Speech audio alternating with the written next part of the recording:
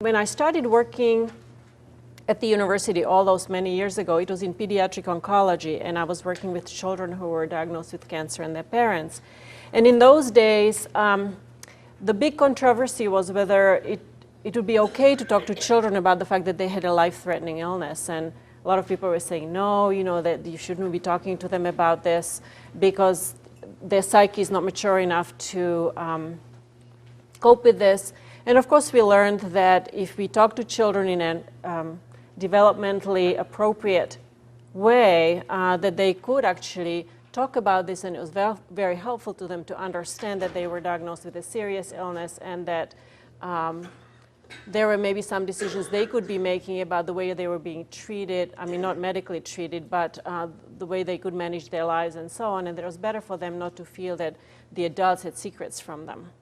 Well, today, this is something that is no longer a controversy, and although I wouldn't say that sex is a controversy, it's kind of a new barrier to overcome because, there are myths out there in the population that, first of all, that people who are older are not sexual, and then also that people who have a chronic or life-threatening illness are not concerned about sex because all they are concerned about is survival.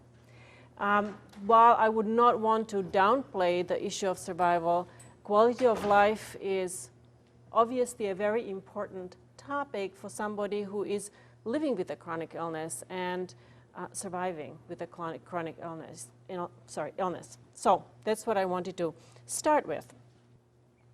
So to start this morning, I want to say that in 2001, even our own Surgeon General suggested that sexuality is something very important. It's a part of general health. It's precious. It has many attributes that are pro-social, psychologically healthy, that it's something that should be protected and supported. And this is what we try to do at the University of Michigan. But I wanted to mention before I speak about sexual behavior in middle and older age that I wanted to sort of set what I'm going to talk about, some of the sexual concerns that people have after cancer treatment in sort of the general population setting. So for younger people, there was a study that was done in 1999 by Laumann. There's a group at the University of Chicago that studies sexual behavior. And what they discovered was that people in the general population, chronic illness or not, have sexual concerns, and that the level of sexual concerns or difficulties is about 31% for men and somewhat higher for women.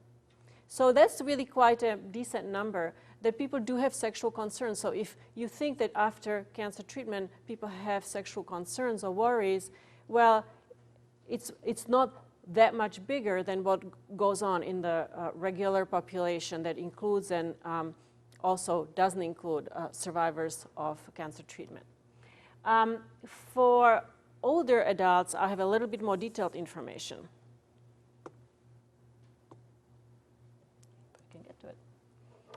First of all, I'm basing this on two studies. One was done by the AARP in 1999 and then repeated in 2004. So they can also see the change in the trends in sexual behavior of men and women between ages 49 and up.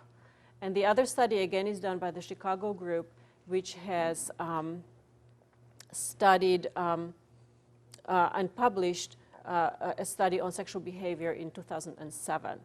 And what they found in both these studies is that men and women continue to be sexually active into their 90s. So if anybody thinks that as people get older, they give up sex, they're wrong. Sex may change somewhat, but it goes on for people, absolutely.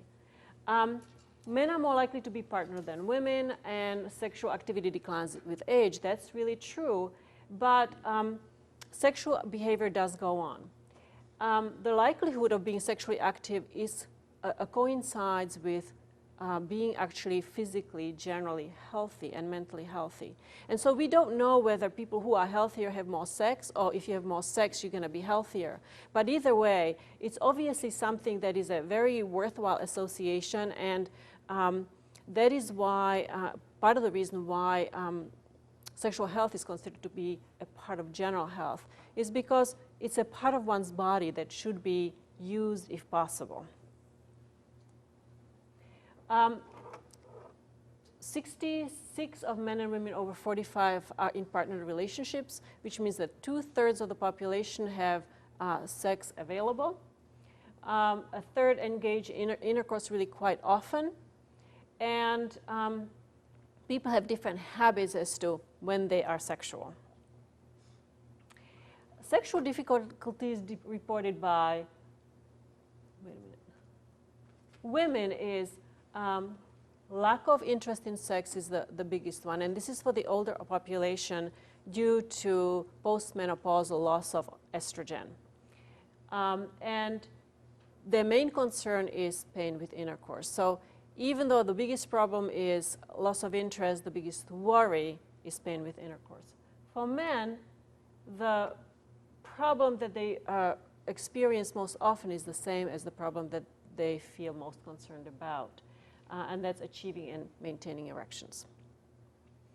So here are some typical problems that happen for men and women when they be treated for cancer.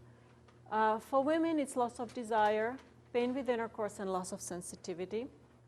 And it's similar for men, loss of desire, loss of sensitivity, and erectile dysfunction. So problems with intercourse for both men and women for different reasons, and loss of desire and loss of sensitivity. I'm not saying this is the same across the board, but those are some of the typical things that happen.